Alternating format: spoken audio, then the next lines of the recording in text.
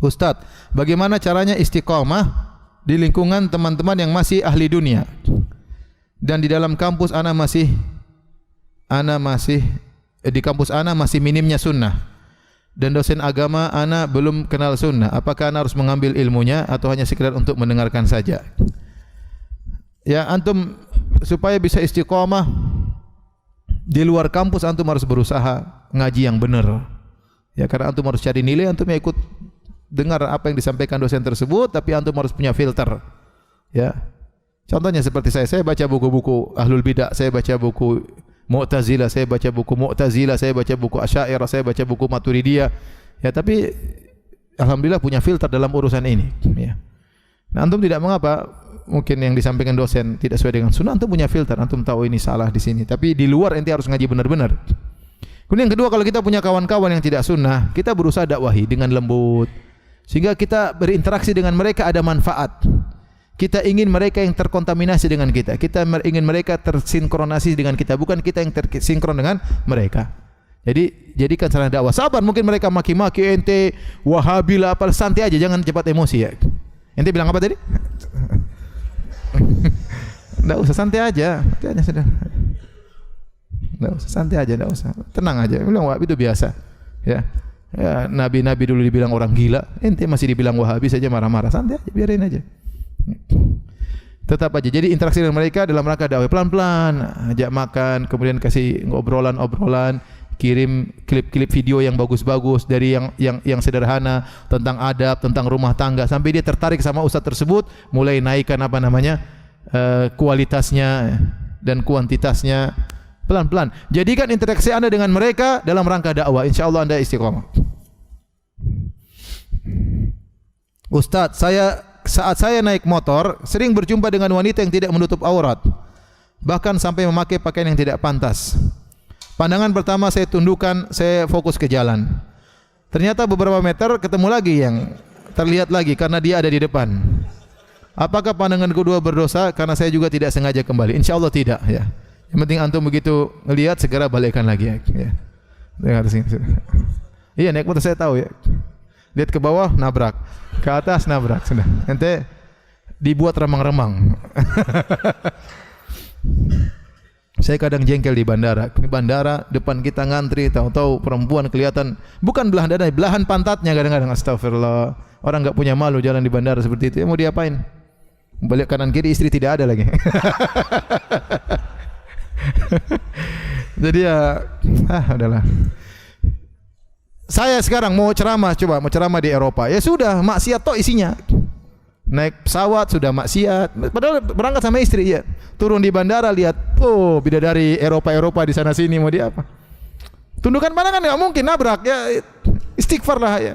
Niatnya isi pengajian, sebelum ujian apa? Maksiat. Semoga Allah mengampuni saya, ya. Kalau tidak didatangi terus, telepon terus, Ustaz kapan datang, ditelepon Ustaz, aduh, datang begitu nasibnya. Ya mau diapain? Naik pesawat mungkin, enggak usah luar negeri, ke Indonesia aja naik pesawat, sudah dapat tempat duduk di samping cewek, mau diapain? Mau dipeluk enggak mungkin. Mau dibiarin ya sudahlah. Udahlah, astagfirullah, udah di ujung, udah ada zikir sendiri, udahlah, sibuk sendiri. Jadi ya kita istighfar saja, ya. Pandangan pertama selalu jadikan itu pandangan pertama, ya. Jangan pandangan kedua. Yang penting jangan antum mengamati, ya. Itu mengamati itu pandangan gua berarti. Oh iya ya, itu. Udah, astagfirullah, udah lihat sudah. Astagfirullah, dia cantik luar biasa, astagfirullah, udahlah. Saya bilang enggak usah kita bicara wanita-wanita pelaku maksiat. Terkadang wanita cantik nanya depan saya sendiri bingung. Astagfirullah, ini kok cantik sekali. Mau diapain? Mau dipandang dosa, tidak dipandang rugi. Ya, subhanallah, maksiat di mana-mana, iman kita lemah, ya. Iman kita lemah. Maksud saya kita jangan membuka pintu ke situ. Kalau kita terlihat istighfar, saudara. Jangan kepo, jangan pengin tahu. Wah, itu repot kalau kita seperti itu. Lagi pengamatan, tahu-tahu jantungan, kan repot situ. Lagi ngamati nih, lagi perhatian.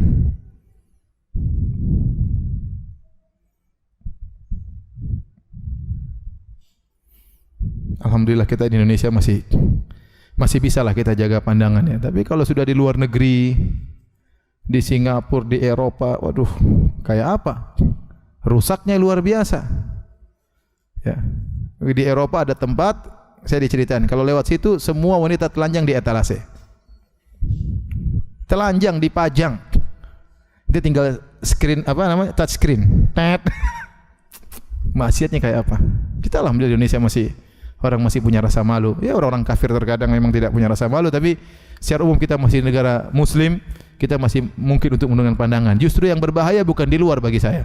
Bagi saya yang berbahaya orang tatkala bersendirian, apalagi jomblo, apalagi jomblowati. Dia bersendirian, tidak ada istrinya di sampingnya, tidak ada orang lain. Nah itu terkadang dia berkelana, terkadang dia kemudian ya mengembara ke sana ke sini dan dia tidak bisa mengontrol dirinya. Waliyadzubillah.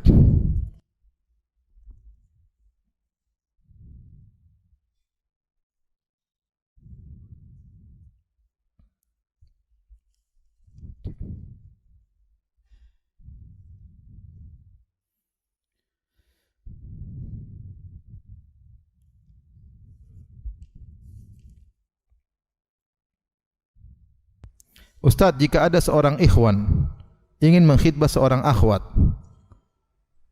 soal ilmu ikhwan insyaallah cukup, tapi soal adab ikhwan tersebut buruk, apakah seorang akhwat harus menerima atau menolak?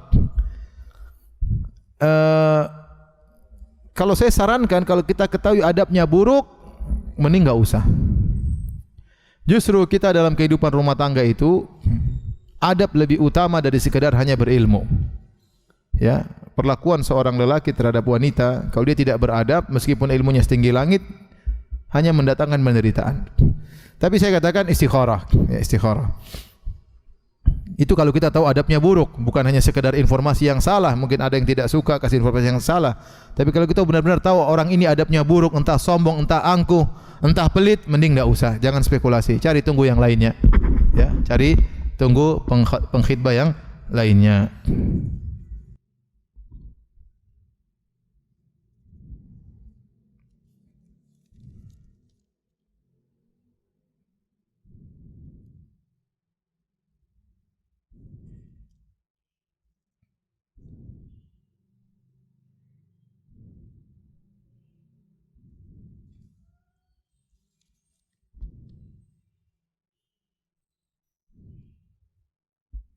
Apakah Ustadz kalau di kampung juga melakukan doa kunut kalau salat subuh? Iya, karena saya makmum. Karena saya makmum, saya ikut kunut. Karena imamnya kunut, saya ikut apa? Kunut. Kemarin saya salat subuh, bukan pagi ini. Kemarin hujan, terus imamnya tidak datang. Kemudian masjid tidak terbuka. Akhirnya saya dengan beberapa jamaah, saya salat di pelataran dan saya tidak kunut karena saya jadi imam. Dan mereka tahu saya tidak kunut. Makanya kalau salat subuh biasanya saya disuruh jadi imam, saya tidak mau. Karena saya pernah jadi imam, mereka teriak, "Ustaz tidak kunut." Udah. Ya mereka semua kawan-kawan tetangga-tetangga baik-baik. Cuma kita ada beda pendapat, enggak ada masalah. Tapi kalau salat duhur, salat asar saya bisa jadi imam. Untuk maghrib isya sering juga jadi imam. Tapi kalau kunut sudah subuh enggak lah. Karena bisa heboh ya udah. Dan itu pendapat mazhab Syafi'iyah, bahkan pendapat jumhur ulama. Adapun yang saya yakini tentang masalah kunut sebagaimana pendapat Ibnu Qayyim dan juga pendapat Az-Zahabi dan juga Ibnu Jarir At-Tabari, bahwasanya kunut diperbolehkan sesekali. Kunut subuh boleh diperbolehkan sesekali, tapi bukan rutinitas apa? Harian. Karena kalau rutinitas harian pasti sahabat banyak yang meriwayatkan. Bukan sekedar satu hadis yang kemudian diperselisihkan. Pasti banyak sahabat yang meriwayatkan karena merupakan keseharian Nabi.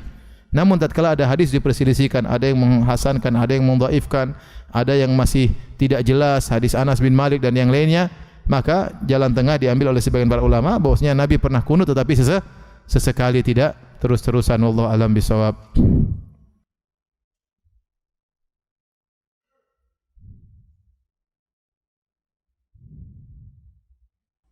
Ustaz, lebih baik mana apabila di hari yang sama ada kajian di masjid besar dengan ustaz yang ternama dan ada kajian rutin di masjid yang baru menerapkan sunnah yang mana jamaahnya belum banyak, mana yang lebih baik untuk menghadirinya? Lihat maslahat. Dari sisi maslahat, dari sisi kita ingin dakwah tersebar di kampung tersebut. Kalau kita tidak meramaikan, nanti masjid tersebut kosong, akhirnya dakwah terkadang terhenti. Lebih baik kita di masjid tersebut. Ya. Ya ustadz yang terkenal tadi nonton aja di YouTube ya. Kemudian yang kedua dari sisi misalnya ada kajian rutin di situ melanjutkan ilmu kita secara bertahap. Terus ini ada kajian sesekali, kita lihat apakah kita lebih perlu ini atau perlu itu. Mana yang kita perlu kita ikuti ya. Seperti itu. Jadi seorang menimbang maslahat ya. Nimbang maslahat yang ada di hadapan dia.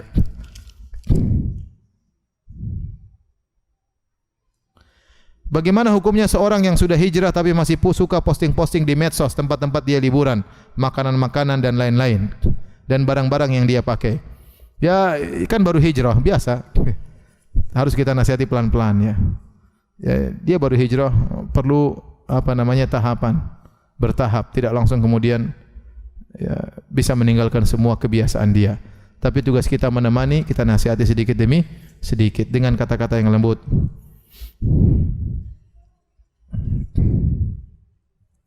Ustaz, apa penyebab awal hidupnya soleh tapi menjelang kematian murtad? Ya, tadi Nabi mengatakan bisa jadi seorang di awalnya dia baik, kemudian di akhirnya ya melakukan keburukan, fayamalu bi amali ahlin nar fayadkhuluha. Dia melakukan perbuatan penduduk neraka, kemudian dia meninggal akhirnya masuk neraka. Dalam riwayat kata Nabi sallallahu alaihi wasallam, ya, inna ahadakum la ya'malu bi amali ahlil jannah fima yabdulin nas.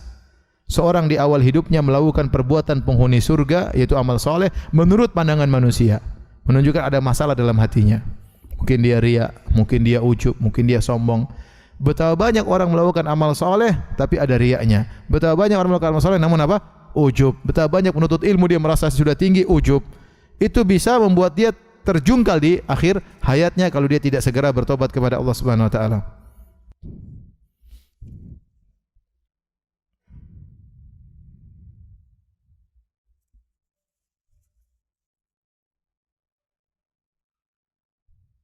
Ustaz, bagaimana cara memberitahu suami untuk memperbaiki bacaan Quran tanpa menyindir, tanpa menyinggungnya?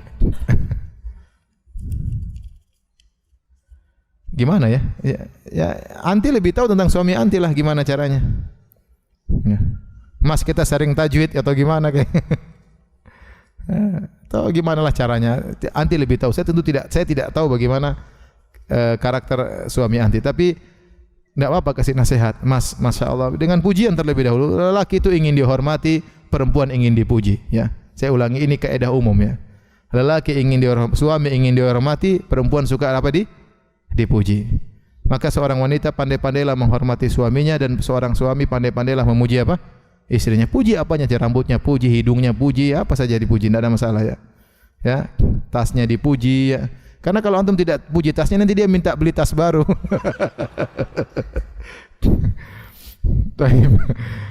Jadi hormati suami, masya Allah mas, bacaannya begini. Tapi kayaknya huruf ini kok beda mas ya? Tidak kayak saya dengar-dengar di TV gitu. Jangan bilang saya sudah belajar, mas belum, jangan. Gitu. Kok tidak seperti Syekh Sudes kalau baca.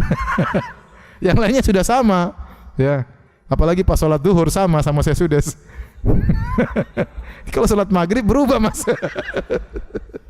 Ya enggak apa-apa, kita sebutkan aja sedikit ya. Gimana lah. Pokoknya suami itu hendaknya dia apa? Dihormati, istri hendaknya dipuji.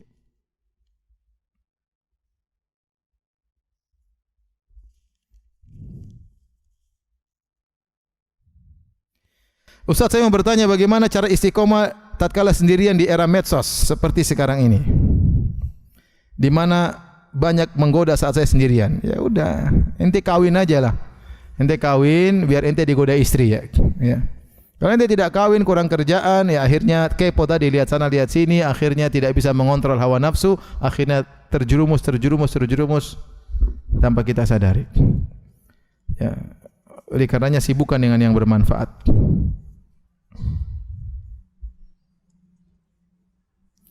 Ketika teman-teman sudah mengenal sunnah tapi menunjukkan akhlak yang kurang baik, suka main game, ya akhi sudahlah, ente nasihati baik-baik aja lah ya. Ya namanya orang tidak ada yang sempurna ya. Ya ada kekurangannya, bukan berarti bahan kita untuk mencelanya. Kita tegur baik-baik. Ente sudah ngaji jenggot panjang main game. Enggak juga gitu kali. Santai aja. Main apa tuh gitu. Gimana caranya lah? kata-kata baik itu, kata-kata yang lembut itu baik. Kata Nabi SAW, wal kalimatu thayyibatu sadaqah. Kata-kata yang baik itu sedekah. Ada orang yang kita kasar itu jarang, hukum asalnya enggak. Hukum asalnya dakwah itu dengan kelembutan. Terkadang orang depan saya tidak bisa, saya sudah pelan-pelan. Ya, saya ketemu dengan orang, saya dakwahi dia. Dia ngerokok depan saya, ya saya biarin aja, pelan-pelan. Contoh, ada orang punya pemikiran reinkarnasi, orang Islam. Dia meyakini bisa rohnya bisa. Ini kan kekufuran. Tapi dia merokok depan saya. Apakah saya ngomong masalah rokoknya? Belum bicara reinkarnasi, bicara rokoknya dia udah kabur, paham? Ya udah kita santai-santai aja ya. Ustaz, maaf ya ngerokok ya. Iya, silakan. Ngobrol. Yang penting itu dulu hilang dulu kekufurannya itu. Baru nanti kita bicara yang lain. Ya. Jadi kadang-kadang teman kita baru hijrah, ya wajar dia masih main game, dia masih ini, dia mungkin masih nonton bioskop. Ya biarin pelan-pelan aja. Pelan-pelan aja. Yang penting kita terus, lama-lama imannya naik, ajak pengajian seperti itu. Telepon kawan.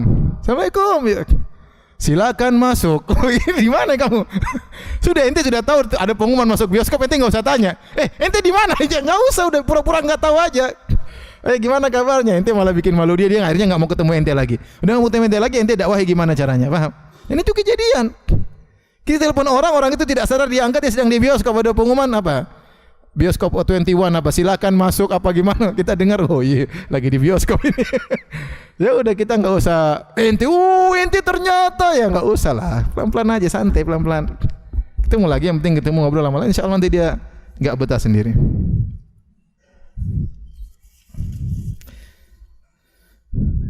Ustadz, usia saya 50 tahun dalam kurung janda, bekerja. Bolehkah saya berumrah, berhaji sendiri dengan teman-teman, sementara perjalanan dinas pun saya sendiri atau teman-teman wanita? Kalau wallah alam bisawab, ya, untuk wanita yang tidak pernah berhaji, untuk haji pertama kali, apalagi usianya sudah 50 tahun, kalau dia ingin berhaji, maka sebagian ulama dan mengatakan tidak mengapa meskipun dia berangkat tanpa mahram, ya, kalau usianya sudah 50 tahun dan dia ditemani dengan teman-teman yang solehah, ya. Terutama usianya begini dan haji pertama kali, maka saya lebih condong pada pendapat tidak mengapa, dengan syarat ditemani dengan wanita-wanita yang amanah dan solehah, apalagi usianya sudah 50 tahun. Wallahu a'lam bishawab. Sudah habis waktu ya.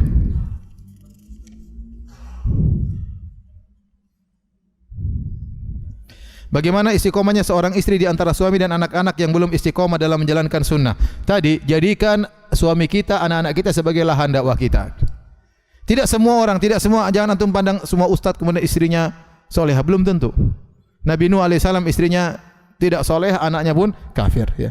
Maksud saya, kita dari awal kan bukan sejak ngaji dari awal, kemungkinan perempuan dulu ngaji atau suami dulu ngaji. Jadikan pasangan kita ini sebagai sarana dakwah, sabar hadapi dia. Pelan-pelan, nasihati pelan-pelan, sedikit demi sedikit, sabar. Jangan langsung, waduh, saya beda dengan suami saya, minta cerai. Ini gimana? Ente ngaji bukan untuk minta cerai sama suami. Ente suami ngaji bukan untuk menceraikan istri ente. Ya, masih ingat masa-masa lalu, saling mencintai, saling berkorban. Apakah semua dilupakan begitu saja? Enggak lah. Ya, justru tatkala kita tahu pasangan kita belum nyunnah, belum kenal sunnah, saatnya kita pelan-pelan menasihati dia, pelan-pelan dengan kata-kata yang lembut dan yang lainnya.